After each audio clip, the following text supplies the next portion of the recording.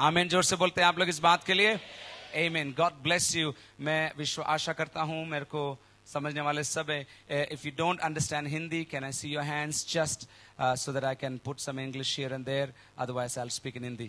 Thank you. Okay, कैसे हो सकता है कि दो जन पास पास में खेत खरीदें और एक का खेत में अनाज आ जाए, बारिश बराबर हो, बीज भी एक दुकान से लिया और बारिश बराबर हो, खाद भी एक ही दुकान से लिया। कैसे हो सकता है कि एक का खेत फलवंत हो जाए और एक का खेत उतना फलवंत नहीं हो जाए? कैसे हो सकता है कि दो परिवार में एक ही आय हो और एक ही आय होने के बावजूद भी एक के घर में कर्जे की मार और दूसरे के घर में रोटी की कमी नहीं, भरपूरी नहीं हो तो भी? कैसे हो सकता है कि दो परिवार पास पास में रहते हैं और उनके बच्चे साथ साथ में स्कूल जाते हैं, लेकिन फिर भी एक के बच्चे उतनी उन्नति नहीं कर पाते और दूसरे परिवार के बच्चे उन्नति कर जाते हैं? कैसे हो सकता है कि एक ही जगह पर नौकरी करने वाले एक को प्रमोशन मिल जाता है और दूसरे को नहीं मिलता?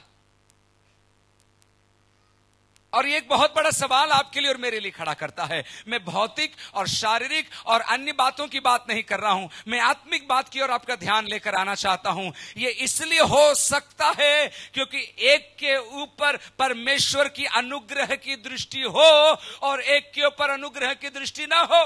एक के ऊपर परमेश्वर का फेवर हो और एक के ऊपर परमेश्वर का फेवर ना हो।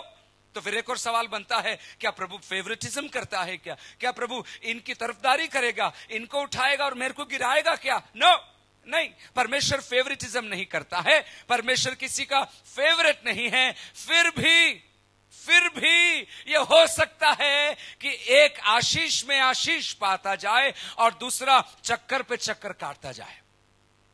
और उसका सीक्रेट परमेश्वर के वचन के अंदर हमको देखने को मिलता है। मेरे साथ देखिए भजन बरानू अभी जो आपने पढ़ा उसके 12 और 13 आयत में लिखा है। लेट्स टर्न टू साम 92 वर्सेस 12 and 13। वहां इस प्रकार लिखा है, धर्मी लोग खजूर के समान फलेंगे और लबानोन के देवदार के समान बढ़ते रहेंगे। धर्मी लोग, मेरे साथ जोर से बोलिए, धर्मी लोग। जितनी आवाज लाएं आप घर से, बाकी नहीं रखी उस आवाज में बोलिए, धर्मी लोग। वापस बोलिए।